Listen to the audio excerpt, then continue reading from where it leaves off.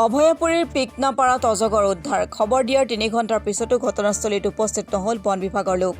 অভয়াপুৰী আঞ্চলিক বন বিভাগৰ চৰম গাফিলতি। বঙাইগাঁও জিলাৰ অভয়াপুৰীৰ নিকটৱৰ্তী পিকনাপাৰাত আজি ৰাতিপুৱা প্ৰায় ৫ বজাত আনুমানিক ১০ ফুট দৈৰ্ঘ্যৰ এডাল অজগৰ উদ্ধাৰ হোৱাৰ ঘটনাই অঞ্চলজুৰি ব্যাপক চাঞ্চল্যৰ সৃষ্টি কৰিছে। গাঁওখনৰ ব্যক্তি এজনে আগদিনা ওচৰতে মাছ ধৰিবলৈ পাতিছিল চাইনা জাল, কিন্তু পুৱা জাল উঠাবলৈ গৈ জালত লাগি থকা অৱস্থাত উদ্ধাৰ কৰে প্ৰকাণ্ড অজগৰডাল।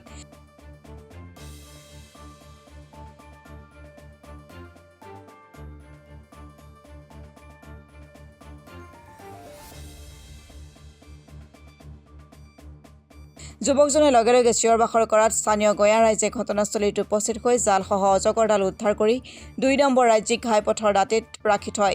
ইপিনে অজগৰডাল উদ্ধাৰৰ পিছতে স্থানীয় ৰাইজে অভয়াপুৰী আঞ্চলিক বন বিভাগক খবৰ দিয়ে যদিও বন বিভাগৰ কোনো লোক উপস্থিত নোহোৱাত ব্যাপক যান-জঁটৰ সৃষ্টি হয়। পিছত প্ৰকৃতিপ্ৰেমী হৰমোহন ৰাভা নামৰ যুৱক এজনে ঘটনাস্থলীত উপস্থিত হৈ অজগৰডাল উদ্ধাৰ কৰি কাকৈজানা সংৰক্ষিত বনাঞ্চলত এৰি দিব বুলি জনায়। উল্লেখ্য যে অভয়াপুৰী আঞ্চলিক বন বিভাগৰ চৰম গাফিলতি আৰু ঘটনাস্থলীত উপস্থিত নোহোৱা কাণ্ডই সৰ্বত্ৰে ব্যাপক প্ৰতিক্ৰিয়াৰ সৃষ্টি কৰিছে।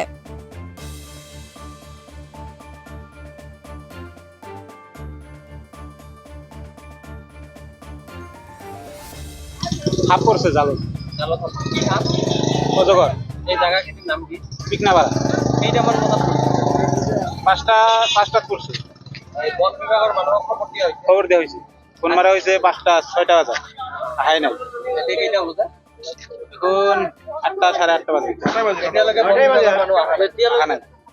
9টা বাজে মানুহ নহাৰ কাৰণে এতিয়া কি গাড়ীটো জমজাতৰ সৃষ্টি হৈছে। ভিড় হয়েছে।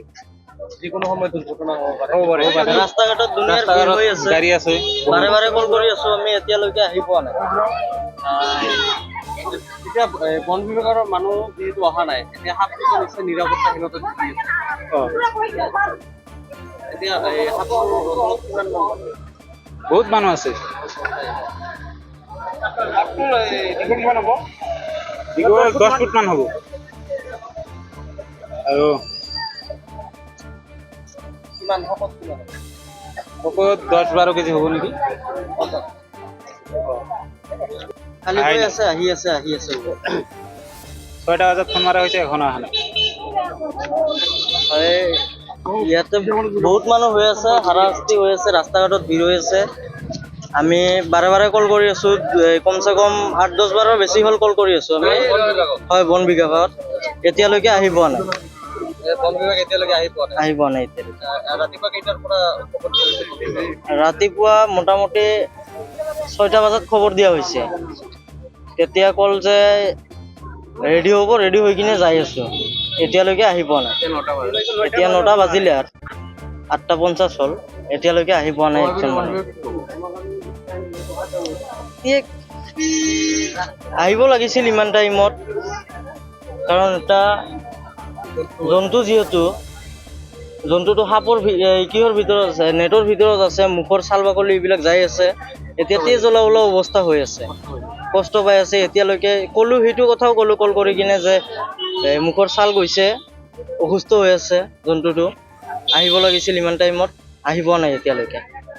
এইখিনি ইয়াতে অলপ আগতে খবৰ পালো যে ইয়াতে এটা অজগৰ এটা ওলাইছে।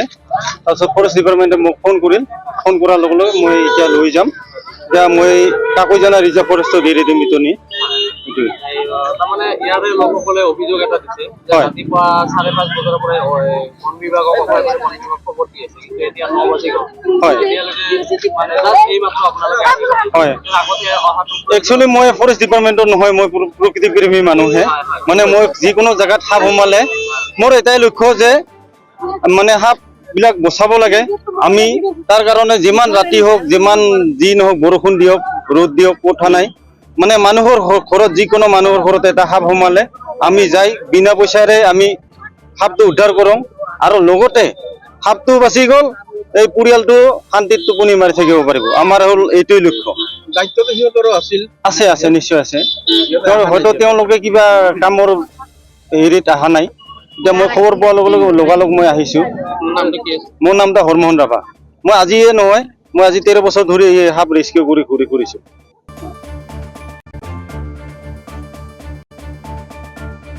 অভয়াপুৰীৰ পৰা ইনামুল আহমেদৰ ৰিপৰ্ট, অসম টুডে।